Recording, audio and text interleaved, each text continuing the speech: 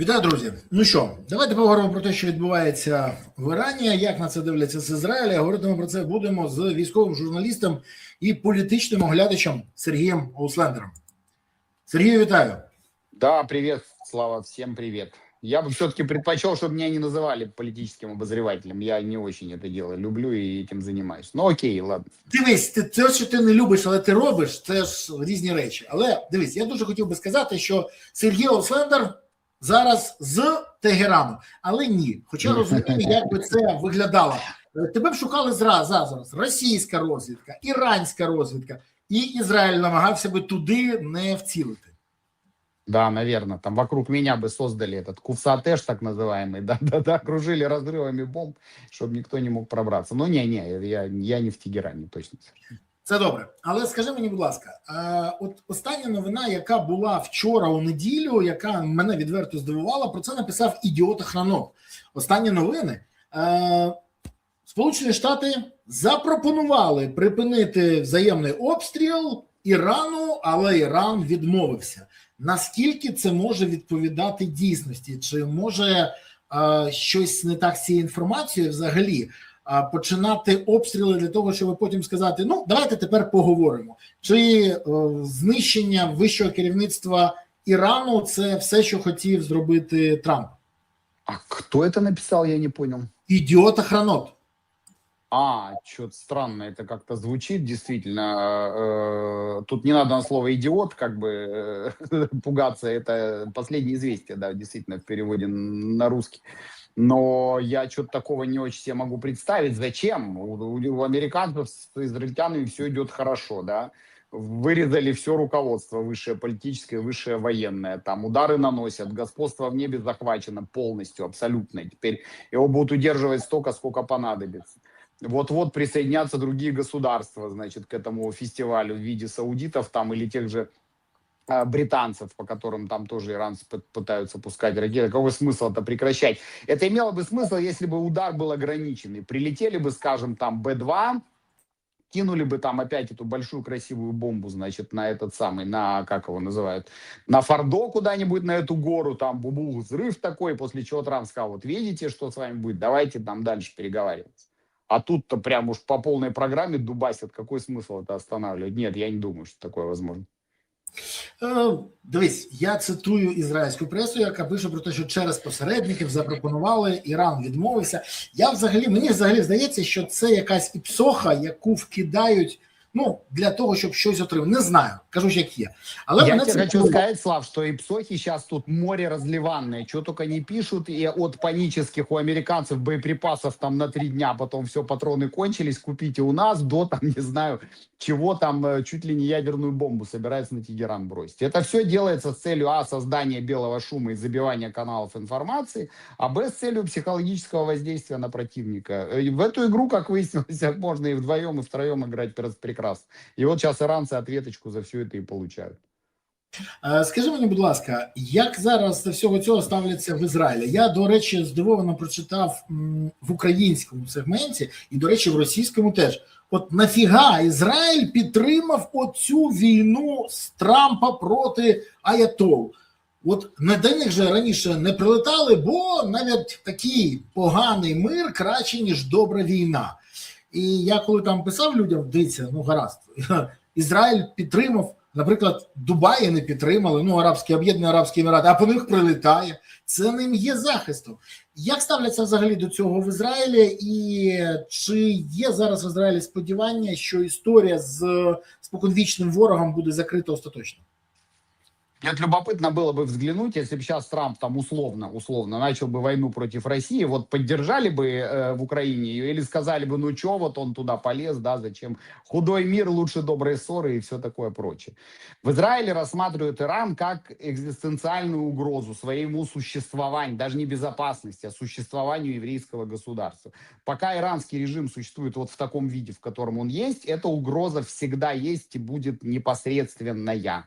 И 40 там там с лишним лет мы с ними воевали. Воевали гибридно в основном, но в октябре 24 года, когда вот Израиль первый раз ударил, ну, точнее, иранцы первыми ударили в апреле, да, ну, тогда в апреле 24 года эта война перешла в открытую фазу. По нам уже что только не прилетало, и я не очень понимаю, какой тут такой худой мир, когда по нам летит регулярная иранская баллистика. Поэтому в Израиле считают, что нужно уже в этот раз дело как-то завершить. Крушением режима, либо его трансформацией, превращением его в нечто более вменяемое.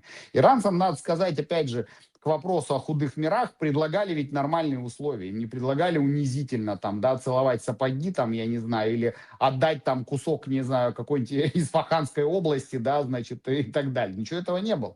Откажитесь от ядерных амбиций, не надо вам, не надо детям такие игрушки, будут играть и дом подожгут. Откажитесь от баллистических ракет, способных достичь территории Израиля, и никто не пострадает. Но они уперлись рогом, ну, тут как бы, что, была бы честь предложена. До речі, це добре, що в них немає ядерної зброї, бо зараз, коли ми бачимо, як прилітає по Аль-Ріаду, Дубаї, коли ми бачимо, що прилітає у По всіх всем країнах, странам Персидского залива, без исключения всем. а уяви, якщо б у них була б ядерна зброя, що б перетворився взагалі регіон?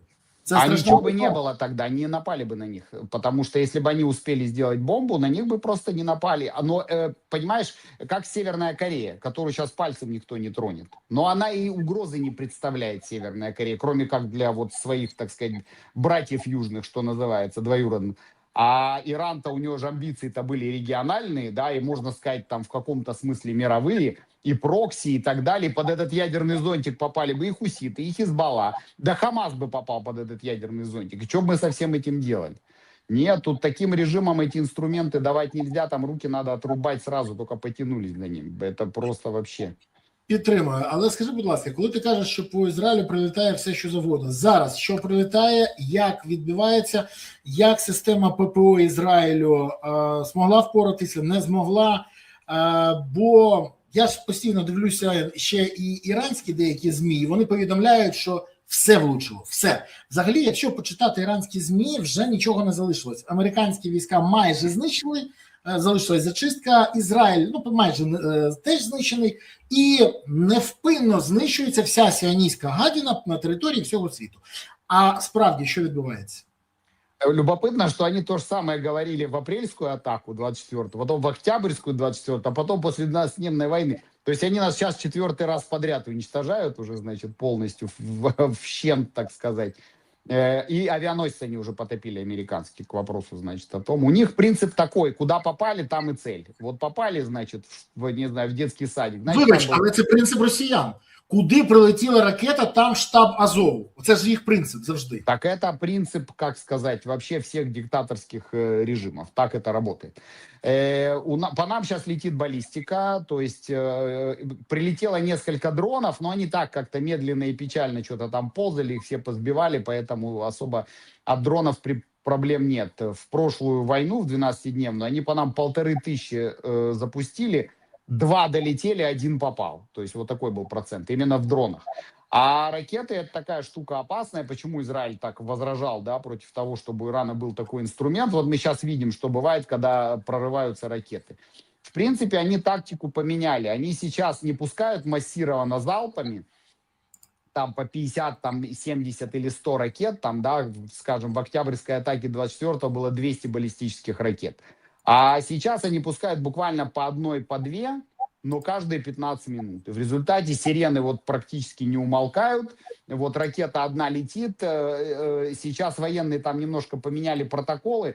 В том смысле, что они вот только она взлетает, ее сразу пытаются сбить, потому что как бы передовые системы ПВО и ПРО, они близко очень стоят туда, да, на дальних рубежах ее пытаются перехватить. И если удается, то не включают вообще сирену. Ну, чтобы дать людям немножко передохнуть психологически. Вот. Но чаще всего как бы перехваты осуществляются уже в ближней зоне, и поэтому сирену все равно включают. Процент перехвата очень высокий, он выше штатного, выше расчетного, но все равно вот у нас минимум 2 прилета уже таких тяжелых были, один в район Тель-Авива. Там даже есть видео уже, там оно широко разошлось, видно, что ракета, когда она прорвалась через вот эти вот систему про дальнего действия. То есть Хэц, видимо, по ней промахнулся, или там ТАТ, кто ее перехватывал, я не знаю. И по ней уже били тем, что было под рукой. Видно было, как два перехватчика железного купола на нее навелись, сработали, но поскольку это ж такая дура, что они ее не смогли сбить, они возле нее подорвались, но она все равно долетела, и там погибла вот филиппинская женщина, работница иностранная, а в Бейт-Шемише прям конкретно в убежище прилетело, там очень много погибших, есть пропавшие без вести, но есть такая надежда, что они просто на связь не выходят. То есть они живы. Ну, там уж десяток погибших как минимум. Поэтому это такое опасное оружие. В целом, еще раз, сирены вообще не умолкают. Эти уведомления о тревогах вот так вот одно за другим, одно за другим. И весь народ перебрался в бомбоубежище. Кто в них вообще живет, кто спит, кто там во что гораст. Ну, в целом, нос на улицу не высунуть буквально было. Вот вчера особенно, когда вот как начали они в 10 утра пускать, и так до ночи каждые 15 минут включалась сирена. А там принцип какой? Сирена включилась, отгремела, после этого надо не выходить из убежища не 10 минут, как было раньше, а пока не распорядятся, пока не придет уведомление от командования тылом, что угроза миновала. И так, то есть в итоге натурально там поссать это этим проблемам буквально. В мене товариш Міша Лєвін з Кір'ят Яму, в нього якраз був день народження. Він сказав, дуже дякую пану Трампу і пану Нетаньяху за те, що таким салютом, звісно, відсвяткували, але може ж якось попередити було. Ну, жарт жартами, а на наступний день, ми знаємо, всім сказали вихідний. І в неділю ніхто не працював. Це в всьому світі неділя, а в Ізраїлі це Йом Рішон, перший день тижня, коли люди йдуть на роботу. Але скажи мені, будь ласка, Іран обстрілює не лише Ізраїль, обстрілює Саудівську Аравію, Об'єднані Арабські Емірати, Бахрейн, обстрілює Іорданію, обстрілює дійсно всі країни, всі навколо. Є два припущення. Перше, що вони це роблять для того, щоб всі інші просили Америку припиніть, негайно припиніть, щоб вони припинили стріляти по нас. Інший варіант – це я здохну і ви разом зі мною. Такий принцип. Яка з цих версій ближче до реальності, чи може є третя версія? А я тебе хочу сказать, что обе эти версии, то, что ты назвал, они же не взаимоисключающие, да, то есть сгорел сарай, гори и хата, как бы хер с ним, будем сейчас вообще везде пускать, ну, натурально же во все стороны шмаляют, уже по Оману прилетел, ну, Оман-то вроде как бы даже на их стороне был в каком-то смысле, да, пытался там роль посредника играть, уже и им прилетел, а уж не говорю про Абу-Даби, там, Дубай, там вообще просто, они по арабам сейчас больше выпустили ракет, чем по нам, ну, имеется в виду в сумме по вот этим государствам залива. Да, примерно в 2 раза больше. И дронов огромное количество. Там этот Бурдж Дубай горит, короче, там полный пипец. Я думаю, что они хотели бы, чтобы произошло давление со стороны арабов на Трампа, что вот сейчас поднимутся цены на нефть, давай-ка ты, значит, или поднимутся цены на нефть, или ты завязывай. Но мне кажется, этот расчет совершенно не оправдался, потому что вот, Трамп, во-первых, такой человек, там, где сядешь, там и слезешь. А во-вторых, как бы цены поднимутся, но ненадолго. Не сможет Иран все полностью уничтожить и разрушить. Ну, это невозможно просто технически. Поэтому, может, и будет какой-то кратковременный шок нефтяной, я думаю, что будет даже, и повышение цен будет. Вот, но я не думаю, что это вызовет прям какую-то коллапс и катастрофу в мировой нефтяной торговле. А Иран, перекрывая тот же Ормузский пролив, например, или там атакуя нефтяные промыслы Саудовской Аравии, сам себя закапывает буквально. Он не оставляет себе вообще, как сказать, пространства для компромиссу. До речі, коли Іран перекрив Ормузький пролив, дійсно багато хто сказав, от бачите, вони використали останній свій козир, але це не допоможе, погоджуюсь з тобою. Більше того, деякі обізнані джерела з Ізраїлю кажуть, що операція буде тривати до того пори, поки буде ще існувати режим аятол. І приблизно прораховано, що за 2 тижні він паде. Більше того, вже сподіваються на протести всередині країни і що буде наземна операція. Скажи мені, будь ласка, наскільки реальні прогнози про наземну операцію? Бо ну це ж дуже буде складна історія, враховуючи рельєф країни і багато чого ще. Да там самое главное, это ее площадь, блин, она же огромная вообще-то, этот Иран. Нет, я думаю, что про наземную операцию это уж какие-то фантазии прям абсолютные. А она не просматривается потому, что войск тупо в регионе нет. для того, чтобы вторгаться в такую страну, как Иран, даже с ограниченными целями, это нужен, я не знаю, там весь корпус морской пехоты США как минимум. Но его здесь нет и близко даже. То есть это нужно год сюда только войска перебрасывать, снабжение, технику. Да ну ты что, это такая история. Нет. Здесь как бы сейчас... Буде технологічна війна, буде чисто технологічна війна, так? Возможно, ограниченные какие-то специальные операции, силами специальных операций, какие-то действия на земле, там, как Дельта, там, Team Six, вот такого вот рода всякие хитрые спецназы, может, наши там будут что-нибудь делать, там, силами Сайрет Маткаль или там Шаед, это вот что-нибудь в этом роде. Шаед — это спецназ военно-морских сил. Якщо не помиляюсь. Да, 13-я флотилия, совершенно верно. Но проблема в том, что это только вот что-то ограниченное. Кого-то выкрасть, кого-то грохнуть, что-то там доразведать, взорвать, вот такое вот. А так, чтобы там что-то прям вторгаться в страну, ну это, говорю, масса войск нужна. К тому же иранцам это было бы даже в каком-то смысле выгодно, да, чтобы вот там на нашу территорию вторглись. Так что я полагаю, что да, будут долбать их с воздуха, пока не запросят мира, там, пощады, или пока всех там не передолбают. До речі, якщо я не помиляюсь, то Бібі Нетаньяху сам виходить з Шалет Шлошесре. І якраз... он із Сайрет Маткаль. Сайрет Маткаль, так. Спецназ Генштаба, да, он оттуда. Але теж звідти, ну зрозуміло. Тому він розуміє, що робити. Але скажи мені, будь ласка, дуже цікаво, як реагують росіяни. Ну, по-перше, це... Ну, мені подобається. Я кажу відверто, мені подобається. Істерика, паніка, нас зливають, з'їли Венесуелу, з'їдають Іран, далі нас. Що буде? Що робиться? Найбільш цікава реакція з боку Росії, то що вона відмовила Ірану в наданні допомоги. І при тому пояснила це, тому що це точкові удари, а не загальна війна. І тому є технологічна відповідь, ми не можемо втручатися. А реально, щоб не вихвати. Але найсмішніше це те, що заявив російський МЗС. Найсумніша коняка російського МЗС Лавров випустив прес-реліз. Я думаю, ти вже бачив, я нашим глядачам покажу. Безрассудная вооруженная агрессия США и Израиля в отношении Ирана не спровоцирована, заявили в ведомстве.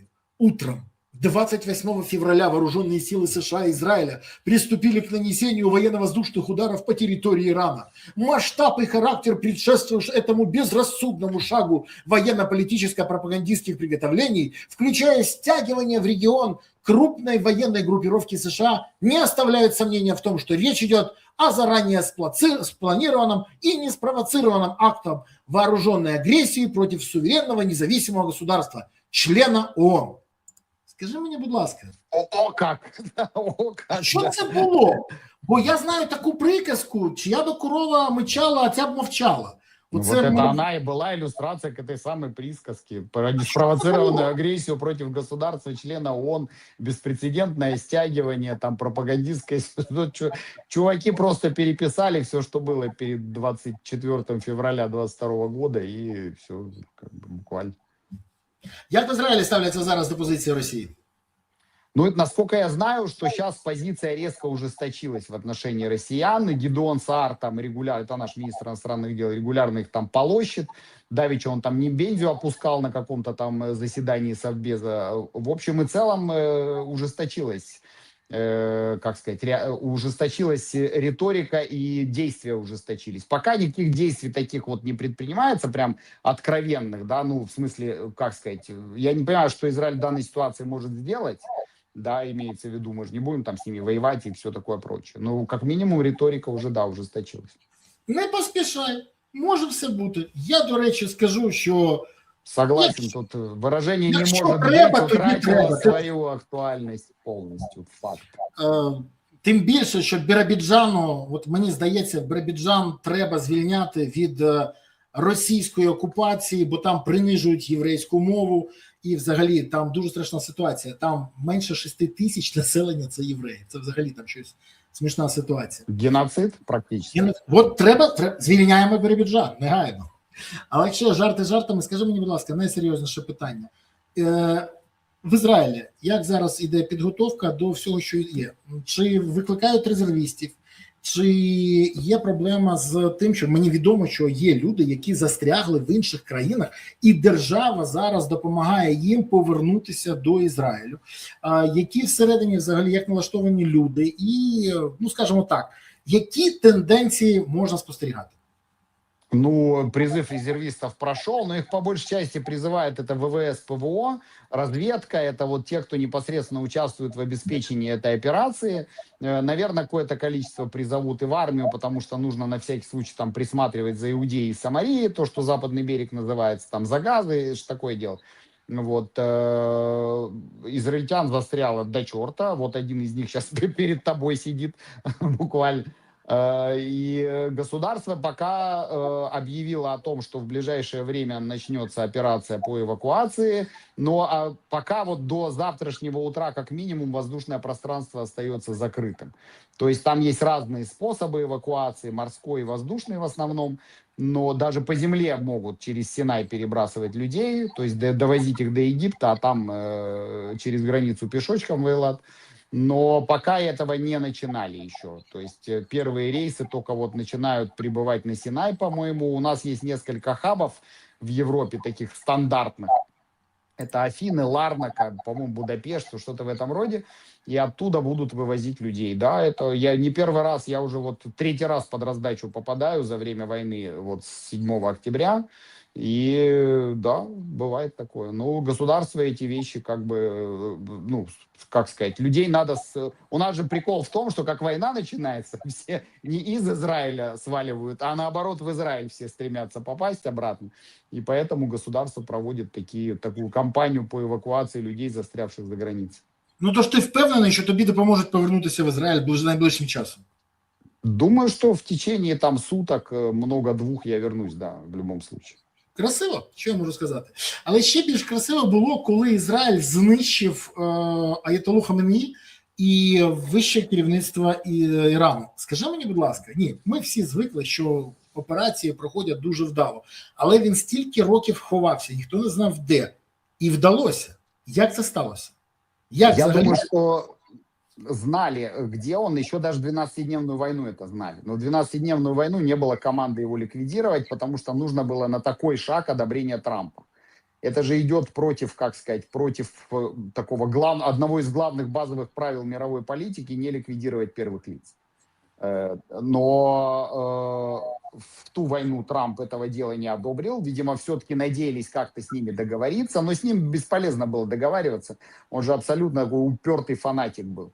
В результате, по всей видимости, Трамп это понял и дал разрешение. И вот его, собственно, в первые полчаса грохнули там человек 40 из высшего руководства военного и политического, включая, собственно, и Хаминеи, Рахбара, верховного правителя.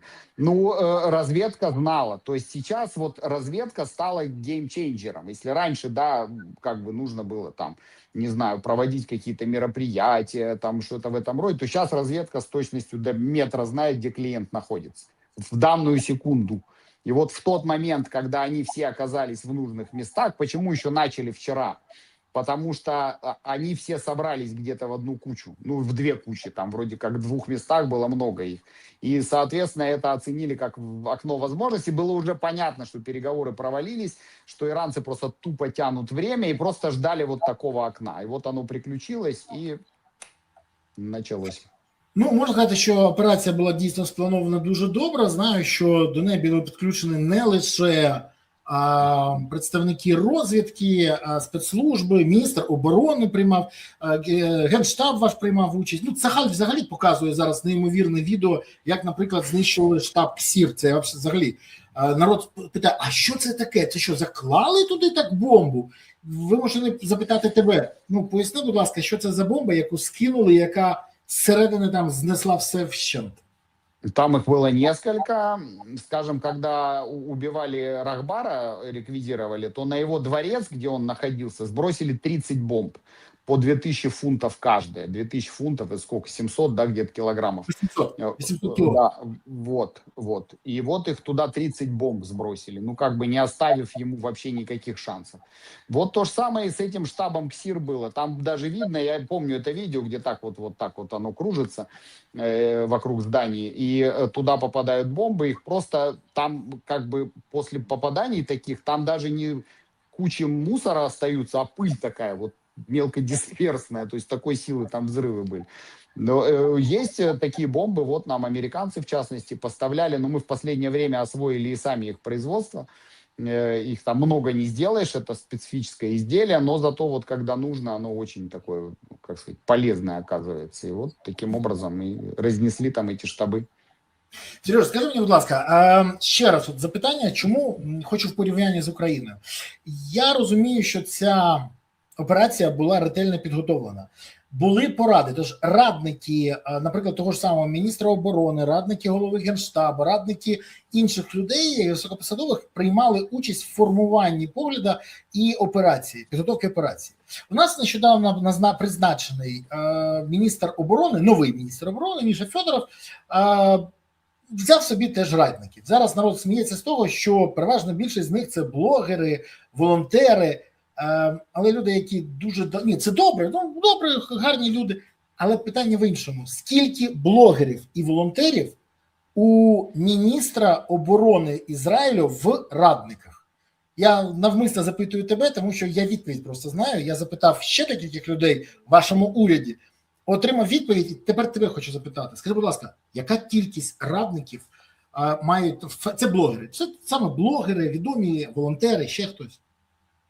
Ну, я не знаю таких, если честно. Насколько я понимаю, ни одного нет там такого, чтобы прям блогер был советником министра обороны, тем более, что, насколько я понимаю, советник министра обороны – это же должность. Это не просто там как бы это счастье, это должность. Государственная должность, человек зарплату получает и так далее. У нас назначение на госдолжности проходит через специальную комиссию. Там всяко бывало, опять же. Там и попадали туда левые люди, такое случалось. Но так, что прям блогер – я такого не знаю, если честно. Вот. То есть они могут работать с блогерами, там те же министры во время предвыборных кампаний, тут вопросов нет. У нас, собственно, предвыборная кампания идет, и ко мне уже там подкатывали на предмет сотрудничества. Но чтобы прям советником, я такого не знаю. Ну, може, тому так і різняться операції. Але, знаєш, я тобі ще одне запитання поставлю. Я просто, коли поставив запитання вашим, вони кажуть, а нафіга нам блогери? Нам потрібні люди з профільної освіти, з фахом, і щоб досвід був. Ну, тому що, якщо ти в когось радишся, він повинен мати ту інформацію і те розуміння, яке в тебе немає. Ну, блогер може написати гарний допис, є популярність, є щось, але ж, ну, це не дуже ефективно.